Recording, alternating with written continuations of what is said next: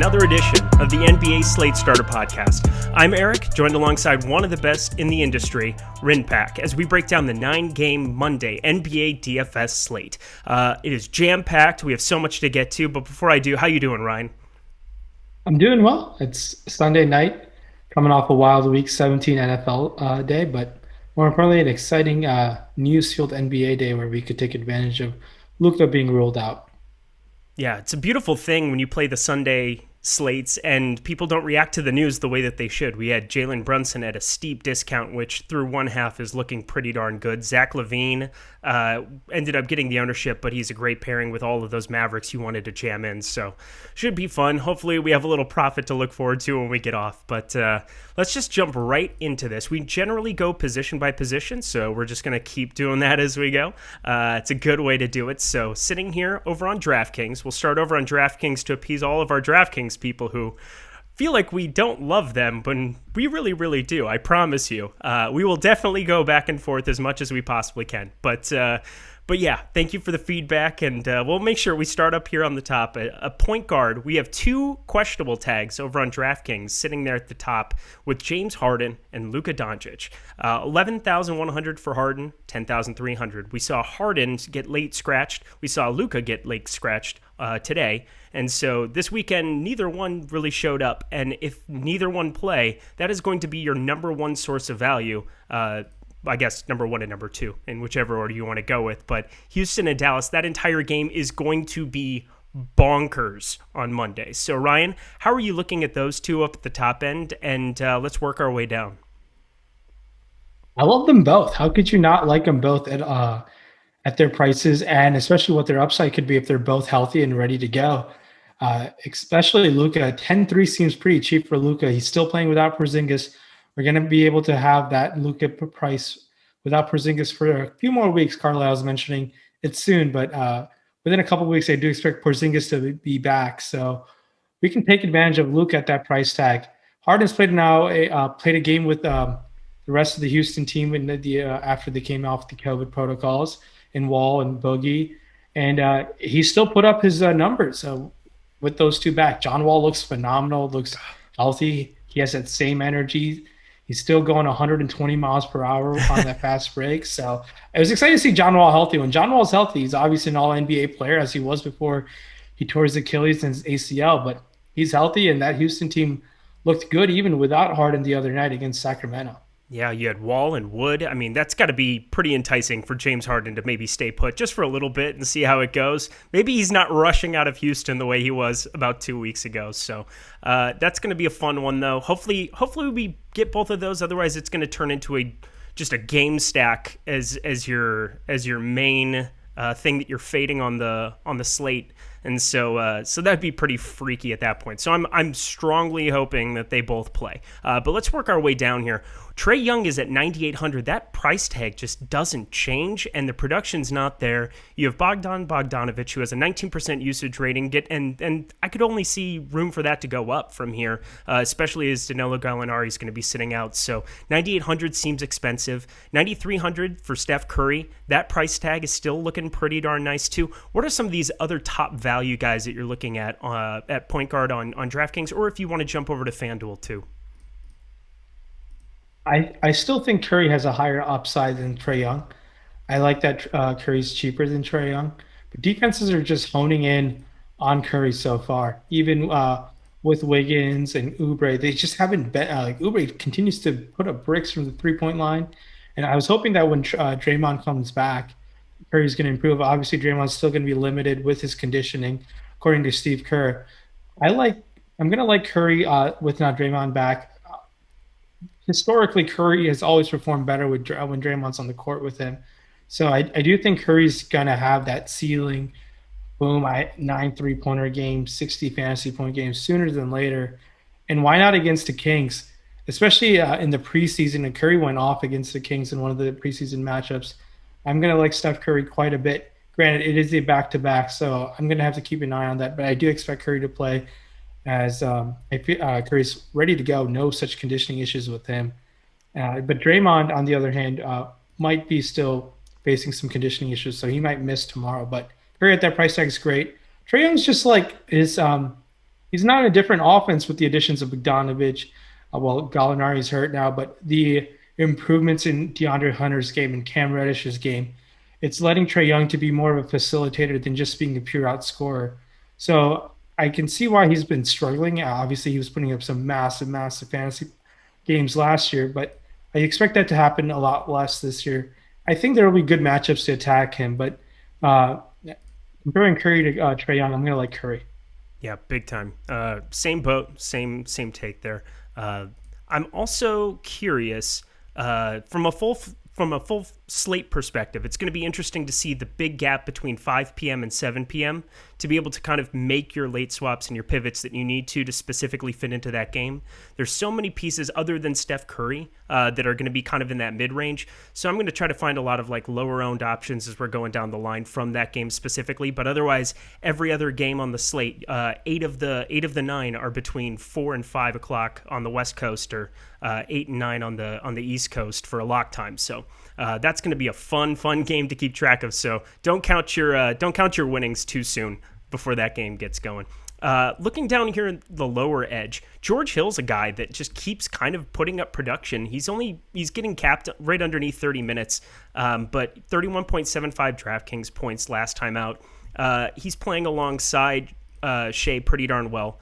And somebody that can maybe spike an upside still at 4,900. I don't love it. It was a lot more fun to play him down below 4K, but still somebody that I could see being very. I hate the word cashy because I don't play a whole lot of cash. I'm more of a GPP guy specifically, but somebody that definitely I think has a safe built-in floor on OKC where there's just a lot of production that can go around there. Is there anybody else bargain-wise? Dante Exum is a guy who's been starting for Cleveland. Is there anybody else cheap that you're kind of got your eye on? I like another Cleveland guard, Darius Garland, coming in at 5.9K. I like that price tag quite a bit. I like Brogdon against New Orleans. Brogdon's been pretty impressive. He played phenomenal against the Knicks last time out. I like both prices on FanDuel and DraftKings for him. Other potential value to look at FanDuel as well. Uh, to keep an eye on the Fournier news, Carter Williams is 3.7K over there. And Alfred Payton comes in at 5,300 on FanDuel. Those are some nice prices. But um, going back to your George Hill insight and take there, it's going to be tough for me to sacrifice one of those guard spots when we got options like Curry, Luca, Trae Young, and Harden, SGA, all players who have a much greater ceiling than George Hill. But I do understand George Hill might open things up for you to get another stud in another position, which is a completely viable roster build. Yep, I love that. Yeah, I think for me too, it's a little bit too expensive looking up there above 4K. You kind of want to be stars and scrubsy on a 9 game slate. There's just so many spots where guys can get there in that 7, 8, 9K range, and to sacrifice any spot like that, it's difficult to make that up. Rather than we're gonna have value that emerges as news comes in throughout the day. So going cheaper for your value, going up and spending up for the studs, definitely going to be a preferred build on a larger slate. So let's move ourselves on over to shooting guard. Let's start over on FanDuel here. So James Harden's sitting there at 11.4. He's the most expensive at the position by 3,400. So big jump up to him. And then you've got Shea Gilgeous-Alexander sitting there at 8K against Miami. Not a great matchup, but something where he's still the guy in Oklahoma City. He's still going to get all of the usage. We haven't seen that big game. I think everybody's been expecting for the last week, and that price tag's just kind of still sitting there, super enticing. So hard for me to get away from there at shooting guard. Fred VanVleet has put up some big lines of late as Pascal Siakam is continuing to struggle. So what are you thinking about up on this upper range of shooting guard? Especially on FanDuel, tough not to like Harden and SGA in the upper tier. Also, especially tomorrow, you could consider Jimmy Butler at 7,700. Now that price tag's below 8K. Another value option where you can save some money potentially is in Marcus Smart at 5.7K. Obviously, Marcus Smart is not the most consistent player in terms of like fantasy games, but a phenomenal basketball player. But he could potentially rack up those steals where it's very favorable on FanDuel and 5,700. I like that Marcus Smart price tag the way things stand right now. Onto the DraftKings side of things, I wouldn't mind Fournier if he's going to play. Keep an eye on situation for Evan Fournier. Also, I think we can definitely consider uh, Victor Oladipo coming in at 7K. Granted, this is not All-Star Oladipo just yet, but he's showing signs of it. And he did take 16 shots last game. I do like it when Oladipo is aggressive like that. That means the ceiling is going to get gonna be much higher. Granted, he only did go, I believe, 3 of 16 against the Knicks, so I expect that shooting efficiency to do better, and therefore the fantasy outings are going to be much better going forward as well. But my favorite play right now on FanDuel, just according to price, might be just Buddy Hield at 5,800. Mm-hmm. I like that price tag for Buddy quite a bit. What's your Buddy Hield? How do you feel about Buddy Hield at 5,800, especially on FanDuel? I like 5,800 there. 5,100 for Eric Bledsoe. We finally saw him start to put it together again after kind of he spiked a little bit of an upside that first game of the season, but then has kind of been floundering for the last four. We saw the big game against Toronto. Went 4 for 6 from 3, so he can spike up a little bit of that shooting upside. But the big thing for me was seeing 10 assists. He kind of took over some of the assist rate from Lonzo Ball. He's been involved and he looks great on the offensive end. So 5,100 for him on FanDuel is very enticing and intriguing. He gets the Oladipo defense, but I try not to factor in too much DVP in these spots. And but Buddy Hield in general, 5,700 in Golden State in that night hammer. It's hard to not like every piece of that game. Buddy Hield is just eating up the usage, and I like him even as a little bit of a contrarian stance. 6,800 seems like a big number over on DraftKings, but he can get on top of that by getting hot from three, and you get a little bit of that perk, that little bit of that bonus from three-point range on DraftKings. So I like that call a lot. That feels nice. Anything super cheap that you're looking at? Are we looking down underneath 4K anywhere? Austin Rivers is entering the rotation for New York, but he's not really seeing any minutes into the 20s, and now you have Quickly coming back. Is there anybody else that you're looking at down there? I think, especially way things stand right now, value is pretty scarce. I wouldn't mind taking a shot with Aaron Holiday, 3,500. That's going to open things up for you. So I like that Aaron Holiday price tag at 3,500 quite a bit. But outside of that, like you said, I agree with you. I like that Buddy Hield price tag at 6,800 on DK as well. So I do expect him to be garnered quite a bit of ownership along with that, just because Buddy Hield showed a great upside against Houston the other night, a couple nights ago, and I feel like Buddy's going to get in his groove, and we won't be seeing him below 7K for some time after these prices. So better to jump on this discounted Buddy Hield price before it goes up. That's a flag plant play from Rinpack. It's hard to beat those. So I think I'm gonna manually bump up my exposure no matter what now tomorrow. It worked out well on TLC, so I'm hoping to run it back. But anyway, before we get to small forward, I just want to tell you a little bit about Awesemo's promo code we have going right now. If you sign up, $20 gets you 21 days of Awesemo Plus for just $20. I said $20 twice. That's fantastic. I'm going to get better at these promos as we go, I promise. But use the promo code 2021. You can sign up, get 21 days of Awesemo Plus. You get the entire deal. You get the entire shebang. We have NHL coming. MMA is going to get rocking here again soon. So many sports, so many analysts, so much great information and projections behind the paywall. Take advantage and jump in now. Let's get over to small forward. So sitting up here at the top end of the range on FanDuel, you have Jaylen Brown, who's been playing absolutely out of his mind / over his head / I'm not really sure what's going on, other than he's fantastic at basketball this year, and the absence of Gordon Hayward in that lineup is opening up a little bit more work for him, and we're seeing him take a little bit of a jump in his game. But now that price tag's moved up to 8,500, and him and Tatum are basically taking turns going off. It would be nice to see them both go off together at some point. But my boy, Brandon Ingram, sitting there at 8,400, did me well yesterday. So I'm still feeling pretty good to finally be on the right side of that rather than him getting ejected for random reasons that I don't understand. Tobias Harris at 8K just spiked up a massive upside the other day. Small forward is actually a position I don't completely hate, and we don't have anybody over 9K on FanDuel to pay up for. And over on DraftKings, you're looking at a situation where you have Ben Simmons at 9,100, but it might be a tough spot to get up to because there's some other studs that I prefer. Tatum, 8,600 is a beautiful price tag, and I expect him to be popular. What are you looking at on both sides at the small forward position? Yeah, so Ben Simmons did just pick up a triple double the other night. So Simmons at that price tag obviously really showed that upside. I don't mind that uh, price tag for Simmons, especially if that ownership's going to be low, as it was the other night for Ben Simmons. Tobias Harris has been on a decent heater of late, so and his price tag is reflecting that as it's gone up a little bit. I don't mind either of those Sixers players as the offense goes through Simmons, Harris, and Embiid for the majority of it. Seth Curry has been a great addition there as well.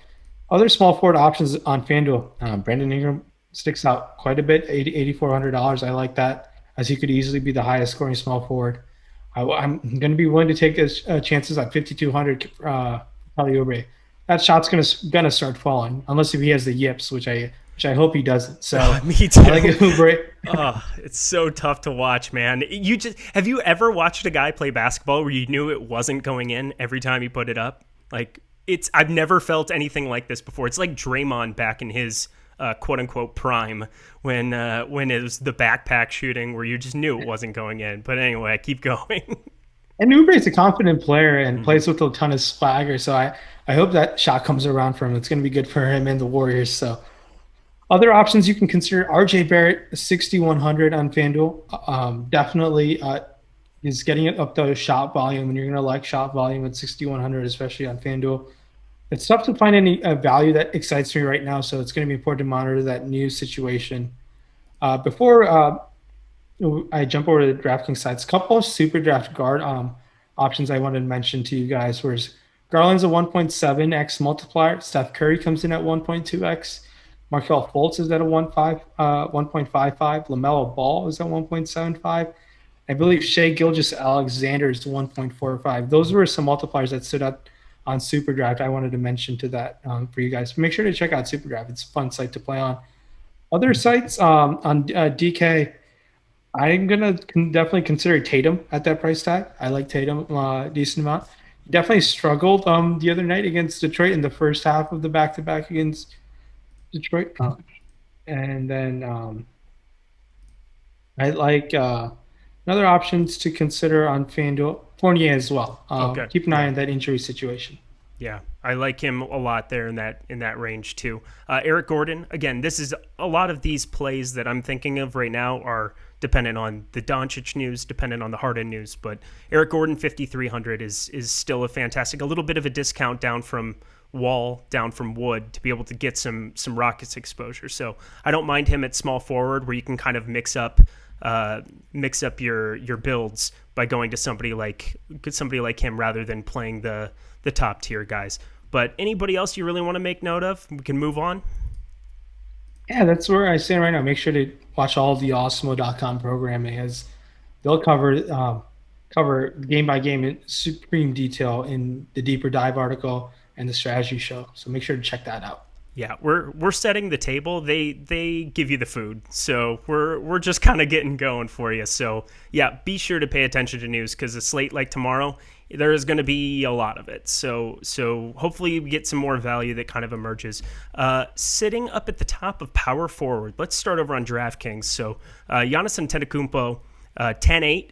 Somebody that I continually just try to make room for because if Milwaukee quits blowing everybody out, or the one night they got blown out by the Knicks, which made no sense by the way, but Giannis is somebody that just 1.85 DraftKings points per minute is going rate. That's a pretty good rate for a guy if he can get 35 minutes at some point. And I don't think it's necessarily Budenholzer that's holding him back, but more so these games that have kind of gotten out of control for them over the last couple of years. So I look forward to trying to jam in all the Giannis that I possibly can on DraftKings at 10-8. Sabonis, 9,500 is a big tag, but he's been worth it in a lot of spots so far this year. New Orleans, that game should be moving up and down. I feel pretty darn good about Sabonis too. Not my favorite play over there on FanDuel, 9,200. kind of gives you a little bit of a different build as well. So I could see going to that as well. But talk to me a little bit about these top power forwards for you. Yeah, how can you not like Giannis, especially below $11,000? A pretty cake matchup against Detroit. So I like Giannis. I completely agree with you. Whenever you can get Giannis below 11K, it's going to be pretty exciting. But there's going to be decision points to be made across the other studs. Definitely going to be interested and see what the field is going to uh, go in terms of ownership wise. If Luka, Harden, and Giannis are all active and healthy and ready to go. Sabonis and Brogdon is one of the most underrated pick and roll duos in the league, and Sabonis is pretty much taking the game to another level. I know it's been 1 week. We obviously missed out on him in the bubble, but he's come back and he's been aggressive and he's playing great. $9,500 maybe does sound expensive for Domantas Sabonis, but he's been paying it off, and I think he can pay this off against New Orleans. I like Zion Williamson 7,900. I know he hasn't been kind to us the last couple of times out, especially the other one of the nights, I believe New Year's Eve night, he only played 12 Like first half 18 minutes. minutes So or something total. Yeah, yeah, it was a weird situation. I hope that's a one time thing because Zion at 7,900, I like that price tag. Other power forward options that I'm definitely going to consider is just Julius Randle. He's just being ultra aggressive in New York. Thibodeau's kind of giving him the keys to run the offense over there. I like Randall. And someone who I've been chasing and it hasn't worked out for me too much is Marvin Bagley. Marvin Bagley is below 5K on FanDuel at $4,800. There's going to be a game where Bagley's going to get going, and why not against the Woeful Warriors? Kind of sounds sad that I'm Some saying I'm nice calling them the alliteration for Warriors. you all. Yeah, enjoy that. I like the Woeful Warriors. We'll take that with, unless Steph starts popping some 65-point upside, which I don't know what he's in the middle of right now, but I hope the Warriors start picking it up a little bit. It's more fun to hate them when they're actually semi-decent rather than awful like they are at the moment. So working our way down in that mid-range, Jerian Grant is up to 6,900 on DraftKings. No, thank you, even though he is getting 16, 24, 21 shots his last 3 games. Just hard to pay that tag there at a pretty strong position where I can play on DraftKings. You've got everybody you could imagine in that mid-range. Pascal Siakam at 7,700. It's pretty jarring to see that number after he came out of the gate pretty hot the first game or two. Haven't been on him lately, thank God, but do you see anything wrong with Siakam that could basically lead you to maybe think that he's just in a slump where he can kind of pay off a 7,700 tag soon? Well, clearly Nick Nurse did as he gave him the disciplinary suspension the other night. I expect Siakam to bounce back. He's too talented of a player. Um, he'll be. I think he'll be fine in the long run, but I think maybe he's just going through like a funk. I think maybe we can take advantage of that. Going back to your Jeremy Grant take, if Detroit's on a back to back, if Blake Griffin's out, I don't mind paying up 6,800 for Jeremy Grant. If I think even if you box curl watch, I think he's put up a couple 50-point fantasy outings. So if he can give you 50 points, fantasy points again at 6,800, why not? So I don't mind Jeremy Grant at 6,800. I know it sounds expensive for a player like Jeremy Grant, but it's a different role. He's kind of playing an alpha dog role in Detroit now. So maybe we can look there in kind of being contrarian. Other options, going back to what you said, definitely keep an eye on the news in Detroit. If Blake were to be ruled out, that might just open up some things again, like Sadiq Bey and whatnot. So there's definitely some options to take advantage of if there's some injuries or some load management that occurs around the association. Yeah, I love that. Again, we're doing this on Sunday night. The slate's a long ways away, so continually keep updated, refresh ownership projections on Awesemo, and stay tuned to a lot of the live before lock and the deeper dive, because they will be updating as it comes in. I promise you. And make sure that you're checking out the news god who just keeps us all in check. So before we get over to center, I just want to say. No, let's just go over to center first. Let's do that. But we'll get to the listener league at the very end. But The center position over on FanDuel, Joel Embiid sitting at 9,900 against Charlotte and Bismack Biyombo. That seems like a pretty good spot to be investing in Joel Embiid, especially if you see any kind of a reduced ownership. Now, the thing I've been looking forward to asking you about the entire last couple hours, I acted as though we had been talking the entire day, as if we didn't have torturous NFL lineups that we were worried about. But Andre Drummond. What happened with Andre Drummond where JaVale McGee outpaced him in minutes without having foul trouble? That was something that caught my eye the other night, and I couldn't really process what was going on with that. Could you give me any insight into that? Do you know anything? What's going on in that situation? And is Andre Drummond just a stay away if he's going to be remotely popular? So the matchup against Atlanta last time, I was watching it, and Drummond picked up a technical foul. I think him and Collins got into it a little bit, and JB Bickerstaff immediately sat Drummond down, and that kind of limited his ceiling that night against Atlanta in a great matchup. So I'm going to be willing to go back to Drummond. There's no Kevin Love there. The rebounds are all for Drummond to gobble up and whatnot.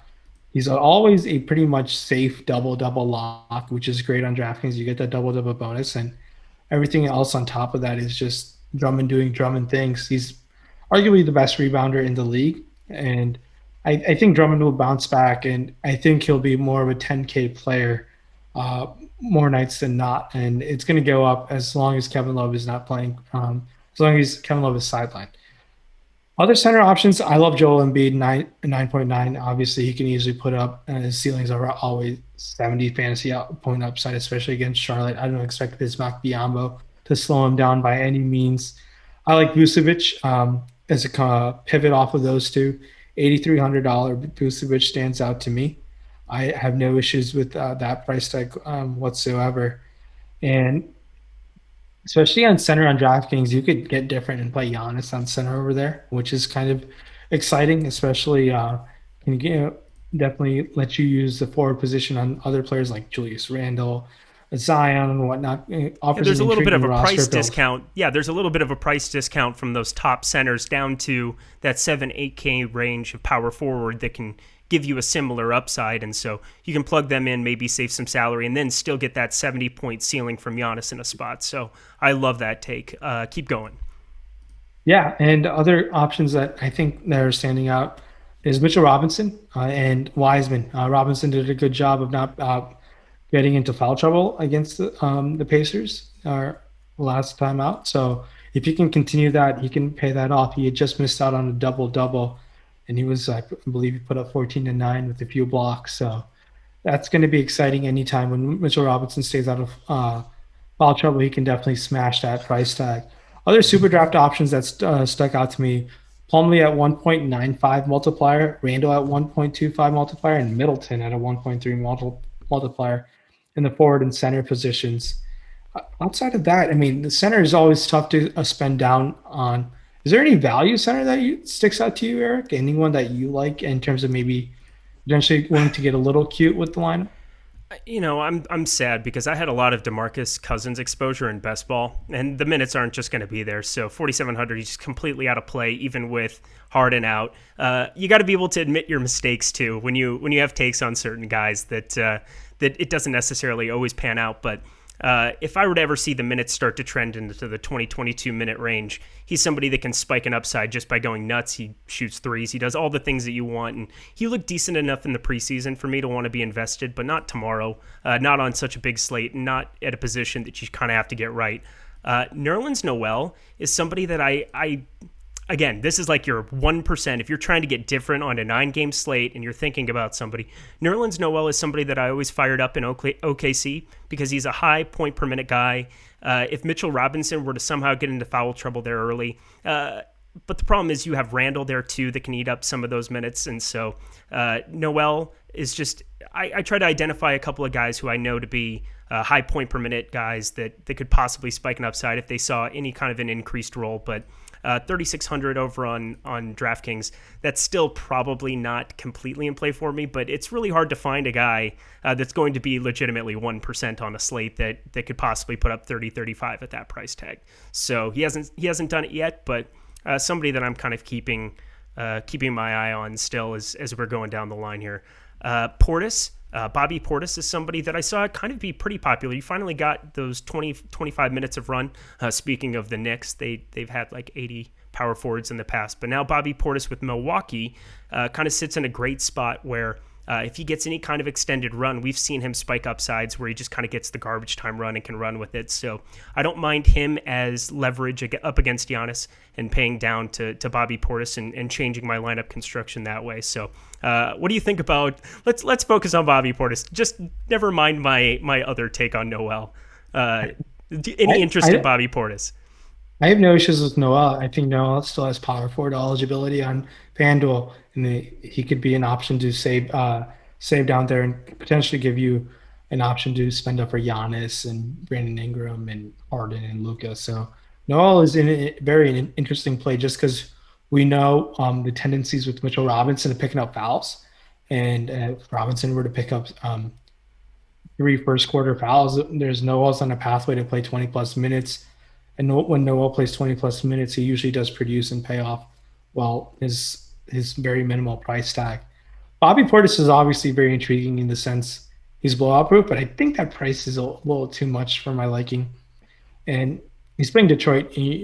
Maybe Milwaukee blows out Detroit and Portis picks up all the blowout run there and can pick up the usage playing along with the second and third unit for Milwaukee. Yeah, that's kind of my thinking with that in general is that if you see the blowout, and again, I don't want to get in a habit of trying to predict too many blowouts, but if you were to see Giannis fail in that spot, you could see Bobby Portis exceed expectations, and so it's a direct leverage off the game in general. Yeah, and that makes for definitely an interesting option. I don't mind it at all, but I think maybe would rather take a chance at Noel just because you can save a few extra dollars, and especially with some intriguing studs on the slate, you're going to need every single dollar to get all the studs you like. Awesome. Well, with that, I can't. I got to leave on that one because I called out a 1% guy you agreed with, so I'm pretty happy about my work here today. So, and if you liked Rayen Patnaik's work today, can you please just go down to the bottom bar, click subscribe, hit the notification bell, and make sure that you check into all of our YouTube content as we're continually firing it up here for NBA. We're only getting started, and it's only going to get better and better from here. So. That's today's NBA Slate starter. Oh, and the Listener League, before I do anything else, the link for that will be down below on the bar. We're going to have a 40 max, $2 entry fee, and we're going to run it back. I gave out some shout outs on Twitter, but anywho, we're going to fire that up for tomorrow. But that's going to be all from us for today. For Rimpak, for me, catch you later.